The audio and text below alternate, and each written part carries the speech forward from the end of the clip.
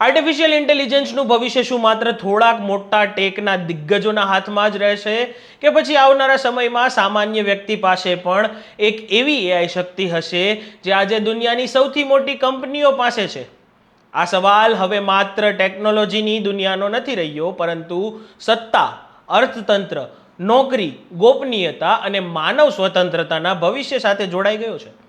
મેટાના CEO mark ઝુકરબર્ગે personal super ઇન્ટેલિજન્સના પોતાના vision દ્વારા આ ચર્ચાને એક અલગ દિશા આપી છે. તેમનું કહેવું છે કે ભવિષ્યનું એઆઈ માત્ર માણસનું કામ છીનવવા માટે નહીં, પરંતુ માણસની પોતાની ક્ષમતાને અનેક ગણી વધારવા માટે હોવું જોઈએ. પરંતુ અહીં જ સૌથી મોટો સવાલ ઊભો થાય છે. જો દરેક વ્યક્તિ પાસે અત્યંત શક્તિશાળી એઆઈ હશે તો શું ખરેખર સત્તાનું વિકેન્દ્રીકરણ થશે કે પછી આ શક્તિ પાછળનું નિયંત્રણ ફરી થોડાક મોટા ટેકના દિગ્ગજોના હાથમાં જ રહેશે? આવો વિગતે વાત કરીએ આ અહેવાલમાં.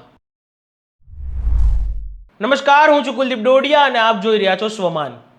માર્ક ઝુકરબર્ગે 30 જુલાઈ 2025ના પોતાના એઆઈ મેનિફેસ્ટોમાં સ્પષ્ટપણે કહ્યું હતું કે મેટાનું વિઝન પર્સનલ સુપર ઇન્ટેલિજન્સને શક્ય તેટલા વધુ લોકો સુધી પહોંચાડવાનું છે.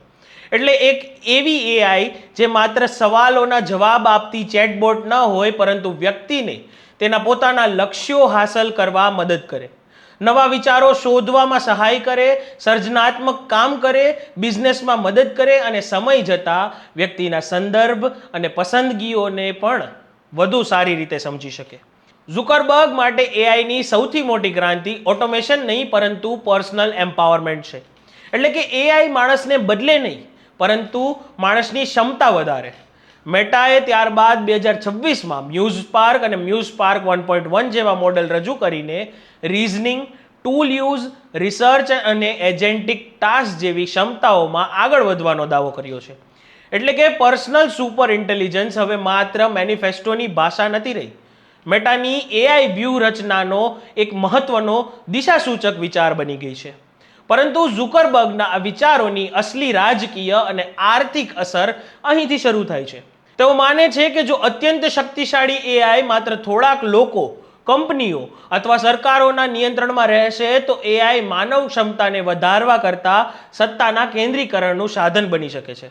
તેમની દલીલ છે કે દરેક વ્યક્તિ પાસે પોતાની જરૂરિયાત મુજબ શક્તિશાળી એઆઈ હોય તો એક વ્યક્તિ અને બીજી વ્યક્તિ વચ્ચેની ક્ષમતાનો તફાવત ઘટાડી શકાય છે. ઉદાહરણ તરીકે, એક વ્યક્તિ પાસે શક્તિશાળી એઆઈ વકીલ હોય અને બીજી વ્યક્તિ પાસે કાંઈ ના હોય તો એઆઈ અસમાનતા વધારી શકે છે. પરંતુ જો બંને પાસે સમાન પ્રકારની શક્તિશાળી એઆઈ સહાય હોય તો શક્તિનું સંતુલન વધુ વ્યાપક બની શકે છે. આ વિચારને ઝુકરબર્ગ એઆઈના ભવિષ્યમાં પાવર ડિસ્ટ્રીબ્યુશન તરીકે જુએ છે. પરંતુ અહીં એક ગંભીર વિરોધાભાસ પણ છે. પર્સનલ સુપર ઇન્ટેલિજન્સ દરેક વ્યક્તિ સુધી પહોંચાડવાની વાત સુંદર લાગે છે, પરંતુ આ વ્યક્તિગત એઆઈ પાછળની મૂળભૂત શક્તિ ક્યાંથી આવશે? અત્યંત શક્તિશાળી એઆઈ માટે વિશાળ ડેટા સેન્ટર્સ, અદ્યતન ચિપ્સ, વીજળી કમ્પ્યુટિંગ અને વૈશ્વિક ઇન્ફ્રાસ્ટ્રક્ચરની જરૂર પડે છે. એટલે એઆઈનો ઉપયોગ વ્યક્તિના હાથમાં પહોંચે, પરંતુ તેને બનાવવાની અને ચલાવવાની મૂળભૂત ક્ષમતા તો થોડા કોર્પોરેટ્સ પાસે જ રહેશે. તો શું તેને ખરેખર પાવર ડિસ્ટ્રીબ્યુશન કહી શકાય? અહીં જ એઆઈના ભવિષ્યનો સૌથી મોટો વિરોધાભાસ છે. સાધન વ્યક્તિના હાથમાં હોઈ શકે છે, પરંતુ સાધનની પાછળની સત્તા કોના હાથમાં છે?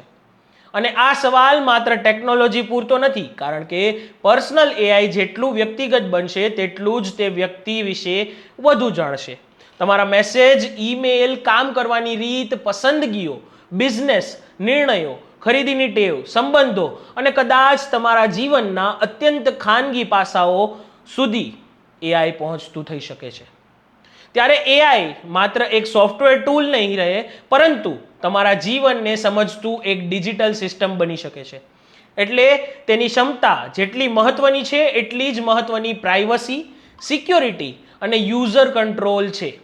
જો વ્યક્તિગત એઆઈ તમને સશક્ત બનાવે, પરંતુ તેના બદલામાં તમારો અતિશય ડેટા કોઈ એક કંપની પાસે જમા થતો જાય, તો સવાલ એ રહેશે કે ખરેખર આ વ્યક્તિની શક્તિ છે કે કંપનીની વધતી શક્તિ છે? હવે વાત કરીએ નોકરીઓની. એઆઈ અંગે સૌથી મોટો ડર એ છે કે જો મશીનો વધુ કામ કરી શકશે તો માનવી માટે કામ શું બચશે? ઝુકરબર્ગનો જવાબ અહીં થોડો અલગ છે. તેમનું વિઝન એઆઈને માત્ર ઓટોમેશનના સાધન તરીકે જોવાનું નથી. તેઓ એવી દુનિયાની કલ્પના કરી રહ્યા છે જેમાં વ્યક્તિ પાસે પોતાની એઆઈ ટીમ જેવી ક્ષમતા હોય. એક નાનો વેપારી માર્કેટિંગ કરી શકે, ગ્રાહકો સાથે વાતચીત કરી શકે, ડેટા સમજી શકે, કન્ટેન્ટ બનાવી શકે, સંશોધન કરી શકે અને પોતાના બિઝનેસના નિર્ણયોમાં એઆઈનો ઉપયોગ કરી શકે. જો આવું થાય તો એઆઈ મોટા કોર્પોરેટ્સની શક્તિ માત્ર વધારશે નહીં, નાના વ્યવસાયો અને વ્યક્તિગત સર્જકોની ક્ષમતામાં પણ વધારો થઈ શકે છે. પરંતુ અહીં પણ એક શરત છે. આ એઆઈ ખરેખર સસ્તું, સરળ, વિશ્વસનીય અને ભાષાકીય રીતે દરેક વ્યક્તિ માટે ઉપલબ્ધ હોવું જોઈએ. ભારત માટે આ ચર્ચા ખાસ મહત્વની છે કારણ કે અહીં મોટી કંપનીઓ સાથે કરોડો નાના વેપારીઓ, નાના ઉદ્યોગો, ફ્રીલેન્સર્સ અને સ્વરોજગાર લોકો છે. જો પર્સનલ એઆઈ ગુજરાતી, હિન્દી અને અન્ય ભારતીય ભાષાઓમાં અસરકારક રીતે કામ કરી શકે અને કોઈ નાના વેપારીને માર્કેટિંગથી લઈને ગ્રાહક સેવા, હિસાબ, અનુવાદ, સંશોધન અને નિર્ણય લેવામાં મદદ કરી શકે તો એઆઈ ખરેખર ડિજિટલ ઇક્વલાઇઝર બની શકે છે. પરંતુ જો શ્રેષ્ઠ એઆઈ માત્ર મોંઘા સબસ્ક્રિપ્શન, મોંઘા ડિવાઇસીસ અથવા મર્યાદિત ભાષાઓમાં ઉપલબ્ધ રહેશે તો ટેકનોલોજી અસમાનતા ઘટાડવાને બદલે ડિજિટલ ઇનઇક્વાલિટી પણ ઊભી કરી શકે છે. અહીં ઝુકરબર્ગના વિચારનો બીજો મહત્વનો ભાગ આવે છે, સેફટી. તેઓ એવું નથી કહેતા કે અત્યંત શક્તિશાળી એઆઈને કોઈ નિયંત્રણ વગર બધું ખુલ્લું મૂકી દેવું જોઈએ. તેમના પોતાના મેનિફેસ્ટોમાં પણ તેઓ સ્વીકારે છે કે સુપર ઇન્ટેલિજન્સ નવા પ્રકારના સેફટી રિસ્ક ઊભા કરી શકે છે. દરેક પ્રકારના જોખમ માટે એક જ નીતિ કામ કરે તેવું છે નહીં. એટલે સાયબર સિક્યોરિટી, બાયોલોજિકલ રિસ્ક અથવા અન્ય સંવેદનશીલ ક્ષેત્રોમાં અલગ અલગ પ્રકારની દેખરેખ અને સાવચેતી જરૂરી બની શકે છે. એટલે મૂળ ચર્ચા ઓપન વર્સિસ ક્લોઝડ કરતાં પણ મોટી છે. કેટલું ખુલ્લું, કોના માટે ખુલ્લું અને કયા જોખમ સુધી ખુલ્લું? અને અહીં એક વધુ મહત્વનો મુદ્દો છે. જો દરેક વ્યક્તિ પાસે પોતાની સુપર ઇન્ટેલિજન્સ હશે તો દરેક વ્યક્તિનું એઆઈ શું સાચું માને તે કોણ નક્કી કરશે? એક વ્યક્તિના મૂલ્યો અને બીજા વ્યક્તિના મૂલ્યો અલગ હોઈ શકે છે. ઝુકરબર્ગની તાજેતરની દલીલ પણ એ જ છે કે એક જ કેન્દ્રીય બેનેવોલેન્ટ સુપર ઇન્ટેલિજન્સ સમગ્ર માનવજાતના અલગ અલગ મૂલ્યો સાથે એકસાથે પરફેક્ટલી અલાઇન્ડ રહે તે અંગે તેઓ શંકાશીલ છે. એટલે તેઓ વ્યક્તિગત એઆઈ તરફ વધુ ભાર મૂકે છે. પરંતુ અહીંથી જ એક નવી મુશ્કેલી ઊભી થાય છે. જો દરેક વ્યક્તિ પાસે પોતાની એઆઈ હશે અને દરેક એઆઈ વ્યક્તિના પોતાના વિચારો, મૂલ્યો અને પસંદગીઓ પ્રમાણે કામ કરશે તો શું સમાજ વધુ સશક્ત બનશે કે વધુ વિભાજિત? આજે સોશિયલ મીડિયા પર એલ્ગોરિધમ આપણને અલગ અલગ માહિતીના બબલમાં રાખે છે. આવતીકાલે જો વ્યક્તિગત એઆઈ પણ આપણા વિચારો, માહિતી અને નિર્ણયોને વધુ ઊંડે અસર કરશે તો શું તે આપણને વધુ સ્વતંત્ર બનાવશે કે આપણા પોતાના ડિજિટલ બબલમાં વધુ ઊંડે લઈ જશે? એટલે પર્સનલ સુપર ઇન્ટેલિજન્સનો સવાલ માત્ર એઆઈ શું કરી શકશે એટલો નથી. સવાલ એ પણ છે કે એઆઈ આપણા વિચારોને કેટલું પ્રભાવિત કરશે. એટલે ઝુકરબર્ગનું વિઝન આશાવાદી હોવા છતાં તેને આંખ બંધ કરીને સ્વીકાર કરી શકાય તેમ નથી. કારણ કે પર્સનલ એઆઈ એક તરફ વ્યક્તિને એવી ક્ષમતા આપી શકે છે જે આજે માત્ર મોટી કંપનીઓ પાસે જ છે, તો બીજી તરફ જો એઆઈનું ઇન્ફ્રાસ્ટ્રક્ચર, ડેટા ચિપ્સ અને પ્લેટફોર્મ થોડા કોર્પોરેટ્સ પાસે જ કેન્દ્રિત રહે તો વ્યક્તિગત એઆઈ પણ અંતે એ જ કોર્પોરેટ ઇકોસિસ્ટમ પર નિર્ભર બની શકે છે.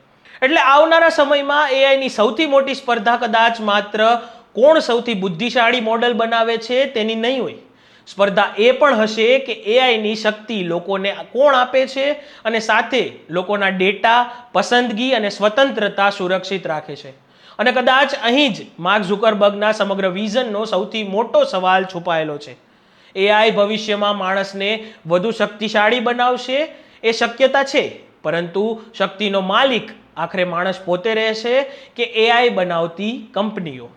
પર્સનલ સુપર ઇન્ટેલિજન્સ ખરેખર દરેક વ્યક્તિને સશક્ત બનાવશે કે પછી વ્યક્તિને એક વધુ શક્તિશાળી ટેક પ્લેટફોર્મ પર નિર્ભર બનાવશે? અને જો આવતીકાલે સામાન્ય વ્યક્તિ પાસે આખી એઆઈ ટીમ જેટલી ક્ષમતા હશે તો સમાજ, શિક્ષણ, નોકરી, બિઝનેસ અને સત્તાની પરંપરાગત વ્યવસ્થા કેટલી બદલાશે? આ સવાલોના જવાબ હજુ સ્પષ્ટ નથી, પરંતુ ચોક્કસ છે કે એઆઈની આગામી ક્રાંતિ માત્ર ટેકનોલોજીની ક્રાંતિ નહીં હોય, તે શક્તિ કોના હાથમાં રહેશે તેની ક્રાંતિ પણ હશે. તમારું શું માનવું છે? શું દરેક વ્યક્તિ પાસે પોતાની પર્સનલ સુપર ઇન્ટેલિજન્સ હોવી જોઈએ કે અત્યંત શક્તિશાળી એઆઈને થોડાક જવાબદાર અને નિયંત્રિત સંસ્થાઓના હાથમાં રાખવું વધુ સુરક્ષિત છે? શું પર્સનલ એઆઈ ખરેખર સામાન્ય માણસને મોટી કંપનીઓની સામે વધુ શક્તિશાળી બનાવશે કે પછી તે જ કંપનીઓની નિર્ભરતા વધારશે? તમારી વાત અમને કમેન્ટમાં જરૂર જણાવજો અને આવા જ ટેકનોલોજી, એઆઈ અને ભવિષ્યને માત્ર સમાચાર તરીકે નહીં પરંતુ તેની પાછળના સવાલો સાથે સમજાવતા વિશ્લેષણાત્મક અહેવાલો માટે સ્વમાનની ચેનલને લાઈક, શેર અને સબસ્ક્રાઇબ કરવાનું ભૂલતા નહીં. જોતા રહો સ્વમાન. નમસ્કાર.